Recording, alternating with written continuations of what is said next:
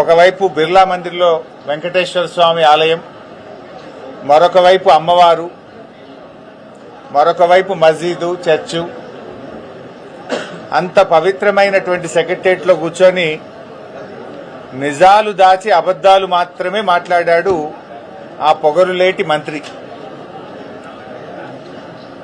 నిన్న ఆయన ఫ్రస్ట్రేషన్ చూస్తూ ఉంటే, ఆయన బూతులు మాట్లాడే విధానం చూస్తూ ఉంటే ఎంత డిఫెన్స్లో పడ్డాడో స్పష్టంగా రాష్ట్ర ప్రజలకు అర్థమైంది. సరకు లేనప్పుడు, సమాధానం లేనప్పుడు తిట్లకు ఎత్తుకుంటారు. నిన్న ఆయన చెప్పిన కథలు, ఆయన మాట్లాడినటువంటి భాష, ఆయన బాడీ లాంగ్వేజు, ఆయన ఎంత డిఫెన్స్లో పడ్డాడో రాష్ట్ర ప్రజలందరూ కూడా గమనించారు. సమాధానం లేదు గనుకనే నువ్వు తిట్ల రాగాన్ని అందుకున్నావు. ఇలా ఈ పొగరులేటి ఒక రాష్ట్ర మంత్రిగా కాకుండా రాఘవ కన్స్ట్రక్షన్ అధినేతగా మాట్లాడినట్టుగా ఆయన మాటలున్నాయి. ఎంతసేపు సంస్థను కాపాడుకోవాలి, కొడుకును కాపాడుకోవాలి, గొంతు జించుకోనో, తిట్లదండం అందుకోనో, పిట్టకథలు చెప్పో దాని నుంచి బయటపడాలనే ప్రయత్నం తాపత్రయపడ్డట్టుగా స్పష్టంగా కనబడ్డది. ఆయన ఎంత ఆయాసపడ్డాడో మనం చూశాం. చాలా ఆయాసపడ్డాడు. అంటే నేనొక్కనే అవినీతి పరుణ్ణి కాదు, నా సహచర మంత్రులందరూ కూడా అవినీతి పరులే అని పాపం వాళ్ళందరినీ కూడా తన కంటిన బురద వాళ్ళందరికీ అంటించే ప్రయత్నం చేశాడు. జూపల్లి కృష్ణారావు గారి కుంభకోణాన్ని ఆయనే బయటపెట్టాడు. ముఖ్యమంత్రి కుటుంబ సభ్యుల టెండర్ల కుంభకోణాన్ని ఆయనే బయటపెట్టుకున్నాడు. బట్టి విక్రమార్క గారి ఆర్థిక శాఖలో బిల్లులు ఇయ్యడానికి పర్సంటేజీల కుంభకోణాన్ని ఆయనే గుర్తు చేశాడు. అంటే ఈ రాష్ట్రంలో జరుగుతున్న అవినీతి కుంభకోణాల చిట్టా చదివి, అరే నన్ను ఒక్కనే కాదు నా చుట్టూ ఉండే మంత్రుల కుంభకోణాలను కూడా రాష్ట్ర ప్రజలకు చెప్పే ప్రయత్నం చేసినాడు. అంటే ఆయన తాపత్రయము, ఆయన ప్రయాస అంతా కూడా నేనొక్కనే కుంభకోణాలు చేయలేదు, నేనొక్కనే అవినీతి పరుణ్ణి కాదు, రాష్ట్ర కేబినెట్ లో చాలా మంది ఉన్నారని తన బురద అందరికీ అంటించే ప్రయత్నం చేసినట్టుగా నిన్న ఆయన ప్రయత్నం కనబడ్డది. ఇలా నిన్నటి ప్రెస్ మీట్ తో రాష్ట్ర ప్రజలకు ఒకటైతే అర్థమైంది, ఆయన పొంగులేటి కాదు పొంగు లూటి, పొంగు లూటి అనేటువంటి విషయం చెప్పకనే చెప్పిండు నిన్న. ఇప్పుడు ఇష్యూ సింపుల్ బై, ఇలా క్రషర్ కు సంబంధించి శాసనసభలో స్వయంగా రాష్ట్ర ముఖ్యమంత్రి చెప్పిండు. ఏం చెప్పిండు ముఖ్యమంత్రి? అరే మా మంత్రి గారి కంపెనీ రాఘవ కన్స్ట్రక్షన్ లో జరిగిన అవినీతిని, అవకతవకల్ని మా అధికారులే గుర్తుపట్టారు, మీరేం బయటకు తీయలే ప్రతిపక్షము, మా అధికారులు మేమే గుర్తుపట్టినాం, మేమే పెనాల్టీ వేసినాం, మేమే పైసలు కట్టించినామని ముఖ్యమంత్రి శాసనసభలో స్పష్టంగా చెప్పారు. మైనింగ్ మంత్రి గారు ఏం చెప్పిండ్రు అదే అసెంబ్లీలో? లేదా కరెంటు మీటర్ల షార్టేజ్ ఉండే, అందువల్ల డీజిల్ జనరేటర్ మీద నడుపుకున్నాడు రాఘవ కన్స్ట్రక్షన్ అని మైనింగ్ మంత్రి చెప్పాడు. మరి అనుమతులు లేవు కదా అంటే, ఆ అనుమతులు కొద్దిగా లేట్ అవుతాయి కదా, ఢిల్లీకి పొల్యూషన్ కంట్రోల్ బోర్డుకు అప్లై చేసుకున్నాడు రాఘవ కన్స్ట్రక్షన్స్ అని మైనింగ్ మంత్రి చెప్పాడు. అధికారులు ఏం చెప్పారు?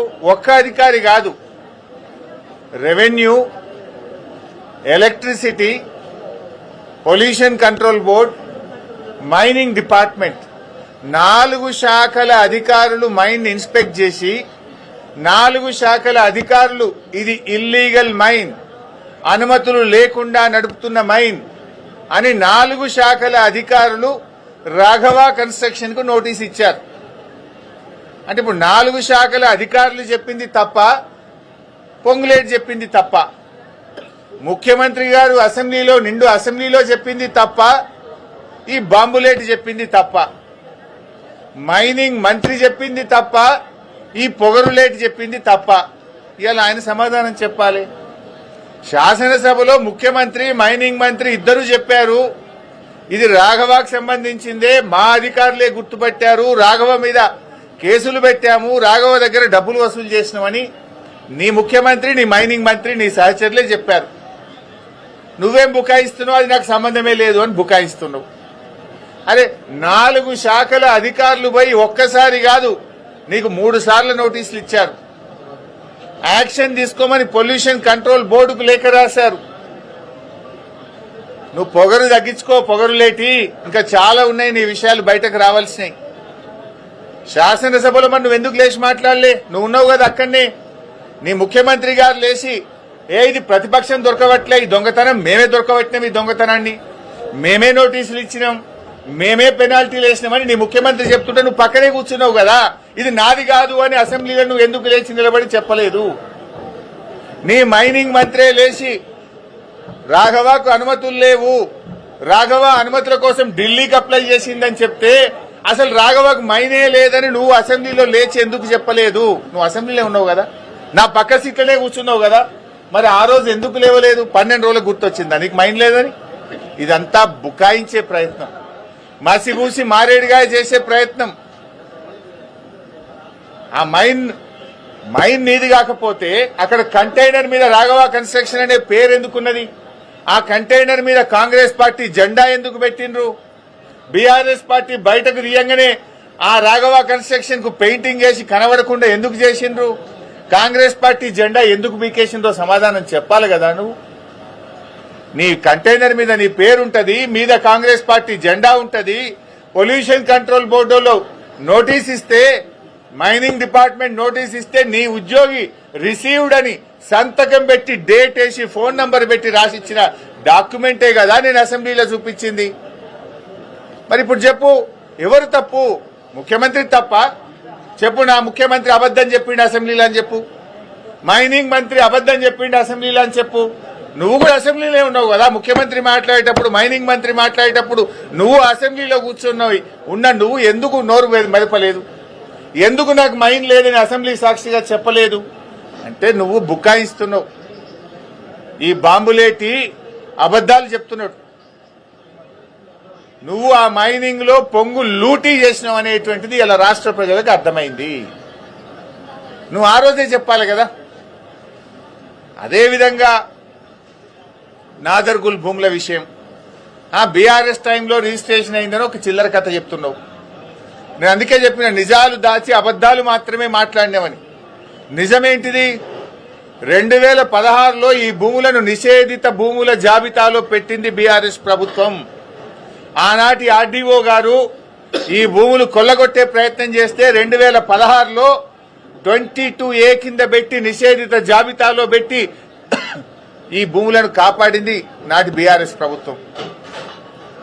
ఆ తర్వాత ఆ కంపెనీలు హైకోర్టుకు పోతే 2022లో ప్రభుత్వం బలమైన వాదనలు వినిపించి హైకోర్టులో కూడా ఆర్డీఓ గారి నిర్ణయం సరి అయిన నిర్ణయం, ఈ భూములు సీలింగ్ భూములు అని హైకోర్టు సింగిల్ బెంచ్ లో కూడా ఉత్తర్వులు తెప్పించింది బీఆర్ఎస్ ప్రభుత్వం. ఆ తర్వాత డివిజన్ బెంచ్ కూడా కంపెనీలు పోతే హైకోర్టు డివిజన్ బెంచ్ లో కూడా ఆనాటి రెవెన్యూ డిపార్ట్మెంటు అధికారులు అద్భుతంగా వాదనలు వినిపించి ఇవి సీలింగ్ భూములే, అమ్మిన వారి మీద కొన్న వారి మీద క్రిమినల్ చర్యలు తీసుకోవాలని చెప్పి హైకోర్టు డివిజన్ బెంచ్ నుంచి కూడా జడ్జిమెంట్ తెప్పించింది బీఆర్ఎస్ ప్రభుత్వమే. ఇవి ఎందుకు దాస్తున్నావు? ఆనాటి ఆర్డీఓ ఇవి సీలింగ్ భూములని నిషేధిత భూములా పెట్టింది బీఆర్ఎస్ ప్రభుత్వం కాదా? సింగిల్ బెంచ్ దగ్గర కోర్టులో కేసు గెలిచింది బీఆర్ఎస్ ప్రభుత్వం కాదా? డివిజన్ బెంచ్ లో ప్రభుత్వ పక్షంగా ఇవి సీలింగ్ భూములని కేసు గెలిచింది బీఆర్ఎస్ ప్రభుత్వ హయాంలో కాదా? దీనికి ఎందుకో సమాధానం చెప్పవు. నిన్న మంత్రి గారు ఒక మాట అన్నాడు, ఈ భూములు మేము సుప్రీంకోర్టులో వచ్చిన తర్వాత మా ఆర్డీఓ గారు సుప్రీంకోర్టులో ఫైల్ చేసిండు అన్నావు. ఏమన్నాడు? ఇవి గవర్నమెంట్ భూములే అని సుప్రీంకోర్టులో మేము ఫైల్ చేసినాము, మా ఆర్డీఓ ఫైల్ చేసిండు అని పొంగులేటి గారు అన్నారు. మరి గవర్నమెంట్ భూములే అయితే రోజుకొక పేరు ఎందుకు మారుతుంది బోర్డుల మీద? అక్కడ ఎందుకు ఆ కబ్జాదారులు బౌన్సర్లు పెట్టుకుని రాత్రింబవళ్లు కాపలు కాస్తుంటే ప్రభుత్వం మొద్దు నిద్రపోతుందా? 2.5 ఏళ్లుగా రెవెన్యూ మంత్రిగా ఆ భూమిని ఎందుకు స్వాధీనం చేసుకోలేదు అని అడుగుతా ఉన్నా. ఆడ రోజుకొక పేరు, ఒకనాడు కోహినూర్ వస్తుంది, తెల్లారి ఎంఈఏఎల్ వస్తుంది, తర్వాత శిల్పా వస్తుంది, తర్వాత శిల్పా రాగానే అది మళ్ళీ రాత్రి పెయింటింగ్ పడుతుంది. శిల్పాలు ఎవరు ఉన్నారో తెలుసు కదా. ఆ తర్వాత ఏక్యూ స్క్వేర్ వస్తుంది, ఆ తర్వాత మళ్ళీ కోహినూర్ సింప్లెక్స్ వస్తుంది. ఎందుకు బోర్డుల మీద పేర్లు మారుతున్నాయి? ఏక్యూ స్క్వేర్ ఇంకా నీ కొడుకున్నది నిజం కాదా? శిల్పాతో మీకు వ్యాపార సంబంధాలున్నాయి నిజం కాదా? పెడదామా, డాక్యుమెంట్లు బయట పెడదామా? శిల్పాతో రాఘవ కంపెనీకి ఇవాళ హైదరాబాద్ లో వ్యాపార సంబంధాలు ఉన్నాయా లేవా? ఏక్యూ స్క్వేర్ లో మీ కొడుకు భాగస్వామ్యా కాదా? నేను సింపుల్ ఒక మాట అంటున్నా, నువ్వే అంటున్నావు ఇది ప్రభుత్వ భూమి, మేము సుప్రీంకోర్టులో వేసినాము, మా ఆర్డీఓ వేసిండన్నావు. ప్రభుత్వ భూమి అయితే నీ హైడ్రా గడివిక్తుందా? ప్రభుత్వ భూములు కాపాడడానికి, చెరువులు కాపాడడానికే కదా హైడ్రా. వెళ్ళండి, నేను మంత్రి గారిని కోరుతున్న, నిజాయితీ ఉంటే, చిత్తశుద్ధి ఉంటే తక్షణమే ఆ కాంపౌండ్ వాళ్ళు తొలగించండి, బౌన్సర్లను, ఆ ఆక్రమణదారులపై క్రిమినల్ కేసులు పెట్టండి, అరెస్ట్ చేయండి, ఆ భూమిని ప్రభుత్వం స్వాధీనం చేసుకోండి, ఆ భూమిలో సాగు చేసుకున్న రైతులకు ఎంట్రీ ఇవ్వండి. 2.5 ఏళ్లుగా రెవెన్యూ మంత్రిగా మరి నువ్వేం చేస్తున్నావు?